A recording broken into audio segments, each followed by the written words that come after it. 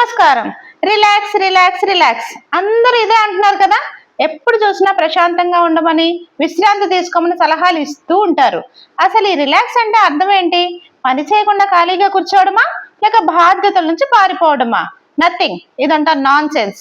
నిజం చెప్పాలంటే మనం తీసుకునే విశ్రాంతి మనకిచ్చేది ఒక చిన్న ఉపశమనం మాత్రమే. కానీ మనం సాధించాల్సిన లక్ష్యాలు అలానే ఉండిపోతాయి. నీకు మార్కులు రావాలన్నా, సమాజంలో ఒక మంచి ర్యాంకు సంపాదించాలన్నా రిలాక్స్ అయితే వస్తుందా?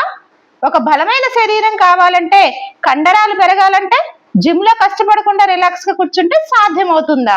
గుర్తుపెట్టుకోండి, మీ కష్టం, మీ ప్రయత్నం, మీ హార్డ్ వర్క్ ఇవే మిమ్మల్ని నిలబెడతాయి. రిలాక్స్ అవ్వడం వల్ల కాదు. మీ కలలు నెరవేరాలంటే మీరు ఒత్తిడిని అనుభవించాల్సిందే. ఆ ప్రెజర్ లోనే వజ్రం తయారవుతుంది. ఆ కష్టంలోనే విజయం దాగి ఉంటుంది. కంఫర్ట్ జోన్ లో ఉంటే ఏది రాదు. మీకు గుర్తింపు రావాలన్నా, మీరు అనుకున్నది సాధించాలన్నా ఖచ్చితంగా కష్టపడాల్సిందే. యోగా చేసేటప్పుడు కూడా ఆసనాలు వేస్తూ శరీరాన్ని కష్టపెడతాం. ఆ తర్వాత వచ్చేదే రిలాక్సేషన్. అంటే కష్టం తర్వాత విశ్రాంతికి విలువ ఉంటుంది.